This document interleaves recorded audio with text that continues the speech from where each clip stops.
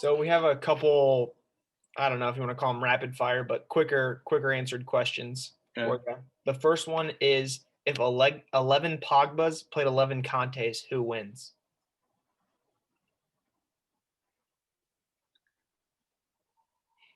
I have a initial intuition of who I think wins, but then again, I don't want to bet against Conte, but I think the 11 Pogbas win. So rationale, size and physicality. I think like in terms of like shielding and just kind of being that physical presence and like if balls are whipped in, like Conte is a small dude, right? Like I think Pogba has that edge. I also think Pogba is a little more creative in the attacking sense, but he's not a bad defender. You know, he can get stuck in. He's a pretty well rounded like midfielder, I feel like. So, but then there's Conte who has, I think he has an extra lung. I'm not sure. We'd have to get a scan to be sure, but he's going to track back. He's always going to be stuck in. So like he's going to be hard to beat. But I think the 11 Pogba's win. He's got the height advantage for keeper too. Yeah, exactly. Nice. I think just all around, like I think the size is definitely going to be a factor, and then a little bit of that like additional attacking creativity and just being up the field more often. I think he probably wins. Yeah, I said the same thing because I feel like like I said, Conte's going to make it hard to score on. He's always going to be second. He's going to be in the right spots. He's going to track back. He's never going to give up on a play. So he worries me just because he's going to dwell on the ball a bit. So if he dwells on it like center back, outside back, and gets doubled by Conte, I could see that being problematic. But yeah, I think it's a narrow win. Yeah, and I think that like if I'm the Pogbas, like I'm just playing aerial balls into the 18 and I'm just gonna go win headers. Like, so I don't know. I agree, and that's the thing. Pogba does that well. Like he plays balls from deep in the midfield, curling balls in, and so we know he has that capability. So yeah, I don't know. I think I give him the edge. If there's one player you could build a team around right now in all of world football, who would it be? I can give you choices if you want. Here's what's going through his head. He wants to say Neymar, but he knows he shouldn't. No, I feel like Neymar is past the point where you build a team around him. I think. Right. Yeah. I think when Neymar like hit Barcelona, I think he was the perfect guy to build a team around. But they had a strong team at that time, so like they didn't really need to make like a bunch of signings. I have two people in mind. That my obvious choice is Mbappe. I think like from like how old he is, like we're looking at like a World Cup winner, scores in the final. Like obviously he's in the French league, but like consistent numbers all the time. Like you see his name on the score sheet all the time. He leads the team. I think he's just like I think he's a guy that you can depend on, and he's not really a guy that you see doing a lot of things like off the pitch. Like that's where Neymar struggles, like injuries for one, and then like his off the pitch behavior. Sometimes he's doing like weird things, he's partying, he's doing whatever. So I think Mbappe, obviously, like there's other people that you could fight for, but I think I like Mbappe too. I think he's just proven himself on like a pretty big stage. Other one is Foden. It might not be your most obvious choice, and this is me being a City fan, so like just kind of thinking about it, but like I mean, like City have said essentially like Foden is their one player they wouldn't sell, and like if he were to sell, it'd be an outrageous amount. But for me, it's so impressive to just watch him like masterclass against giant teams in the Prem consistently, and I think obviously you're gonna probably start seeing him pretty regularly in the England squad. So I don't know, his comfort on the ball, his creativity. I don't necessarily know if he's truly a player you want to build a team around, but like if you think about someone great at such a young age, like Foden has to be in the conversation. And I think him being coached by Pep is huge. Because obviously I'm a Pep fan, so that's my plug for a City player with a Pep connection. And Pep's given him like the utmost praise of ever. Like he said, he's one of the most talented players, if not the most talented player he's ever coached. And like obviously he's coached Messi and exactly. Plenty of talented players have played for Pep. And you got to think like you also got to think about. So I guess if you keep Foden with Pep, that would be like my caveat to that, because like you've seen what he's done with. I don't think Messi's success is solely due to Pep by any means, but I think he definitely played a part in it. So like you've seen him develop a player like that. Kimmich was at Bayern at the time that Pep was there, and he gave him kind of those first big first team looks, and kind of started him outside back when Lahm left, transformed into a great outside back, probably more naturally a midfielder. So you see him in that role now, but like arguably one of the best midfielders in the world, probably, in my opinion, like top 3. Again, Kimmich probably destined for greatness without Pep or with him, but I think like you just got to realize it's probably not fully coincidence to see Pep bringing all these players up. So I think Foden with Pep is an honorable mention, but probably Mbappe, because I think he's going to prosper in any system regardless. And with you being a City fan, the news just broke that, Aguero's out after the season. Notification. What are your thoughts on that? Is he getting a statue? Is the stadium going to be renamed after him? The dude's a legend. What's up with that? I think he is getting a statue, actually, if I read it right. Yeah. I didn't read it, so I don't know if he for sure is getting a statue. Named, I would doubt it. Not that like he doesn't like deserve it, but I you just don't see that much anymore. Right. It was an exaggeration, but yeah, statue. I think it's fit. Honestly, I do. So I could see it. Like I can understand like getting rid of him too. I guess at this point, like he has been injured. I don't know if they feel like it might be the streak to like him being more prone to injury. Also, I've just spent gargantuan amount of money every transfer window, so it's like if you can offload a player who probably makes a pretty significant wage weekly. They've got a young striker in Gabby. They bought Torres. He kind of plays there. They just have options where their attack is so fluid that, and they're winning without him. They saw that, so I think that could also justify why they wouldn't feel the need to like lock him into another contract. So I'll be interested to see where he goes. I don't know if he's a Barca option if Messi stays. So we'll see.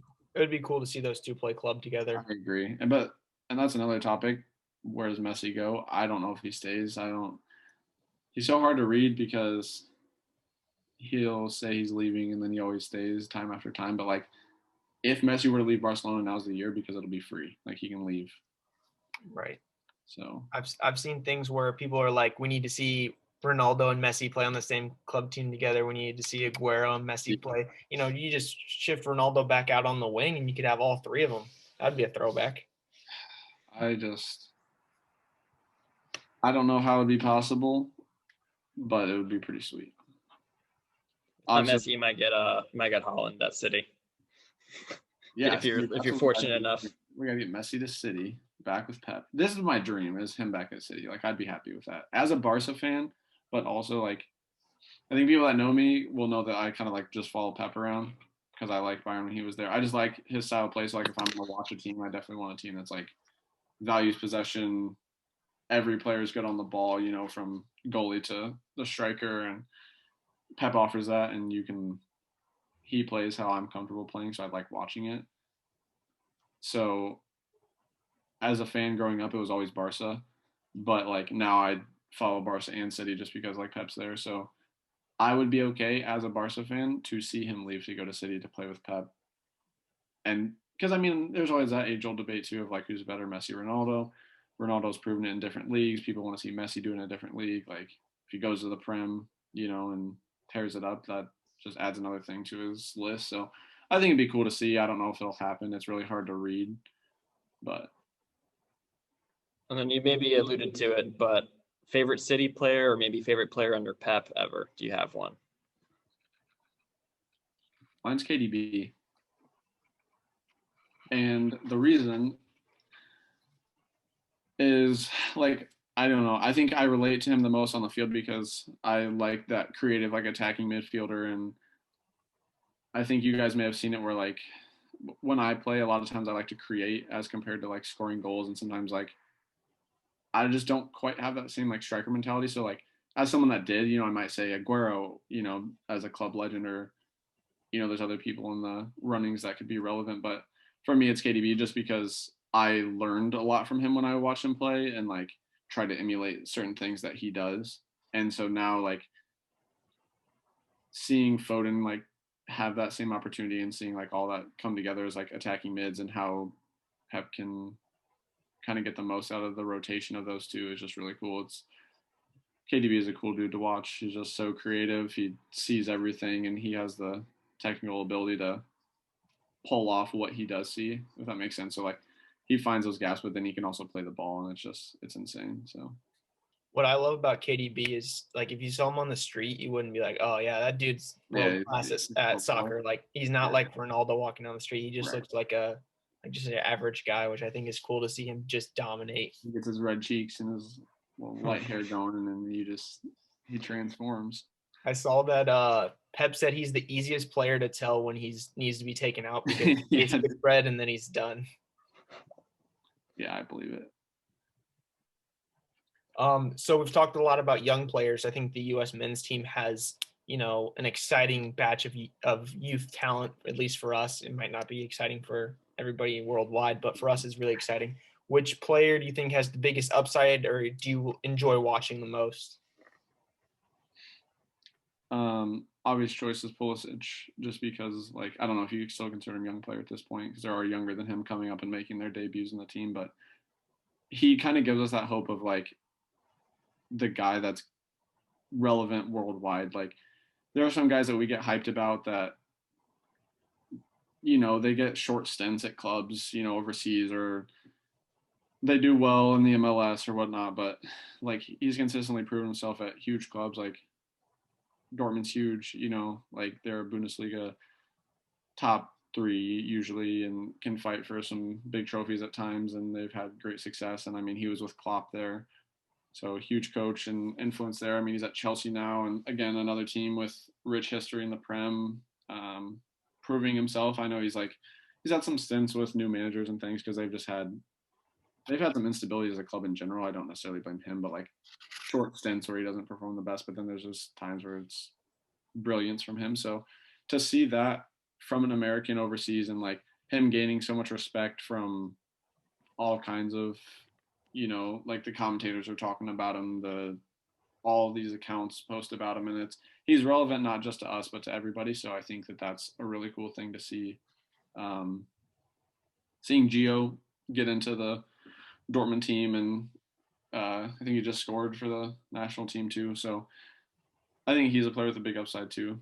Dest is big. I mean, it's just like it's nice to finally like have multiple names that you can call on at this point and say, like, because it's not just one, or it's not just, because Dest has scored 2 and he just scored 2 for Barca. It's just, I think the combination of these guys is the most exciting thing. Like, obviously we have some players that are finally exciting to talk about with great upside, and now we're to the point where we almost have a team full of guys playing internationally. So I think that's special for us to see. Hopefully it translates. Like, we're finally beating teams that we should beat.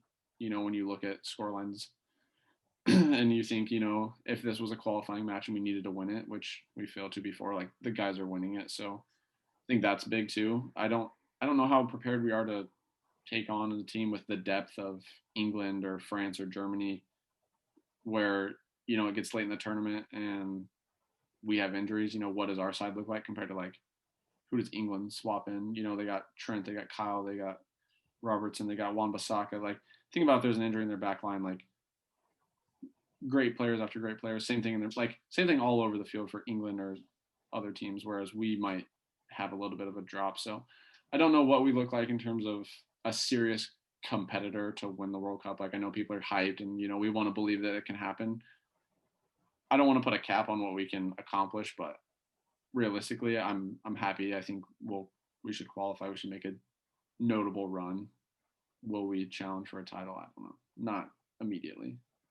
It is nice though. Like, it wasn't too long ago that we were putting all of our hopes on, like, if Donovan or Dempsey didn't get a goal, then it's not happening. So it's nice to not be at that level for a while. Yeah, exactly. And that's why I said, like, obviously I think Pulisic stands out as the one player that I think we've kind of been riding the high on for a while, and I think he's the obvious choice of like who will probably lead us the most. But like I said, there's actually multiple names that can be thrown into the hat at this point, and like that's pretty exciting. So. Yeah, and even like the one guy you didn't mention, who I think is my favorite, is Weston McKennie. Just to see him go box to box, he's playing at a high level internationally now. Right. I think that he's really fun to watch, just the way he tracks and what he can do with the ball. Yeah, it's exciting. There's a lot of upside now. Hopefully, they don't dash our hopes against the rocks. But I think with such a young team, you go into you have a mentality that, maybe you shouldn't win the game. You're an underdog against these big clubs. And, with that mentality, I think anything can happen, which is exciting. Yeah.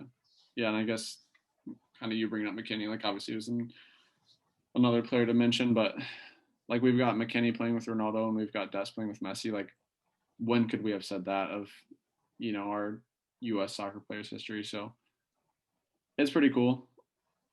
It just adds, like, obviously, like you said, Weston's mobile midfielder. We got Tyler Adams is playing pretty high level. Sargent's in the Bundesliga. It's just, yeah, the names are vast, and it's cool to see that we have that. So.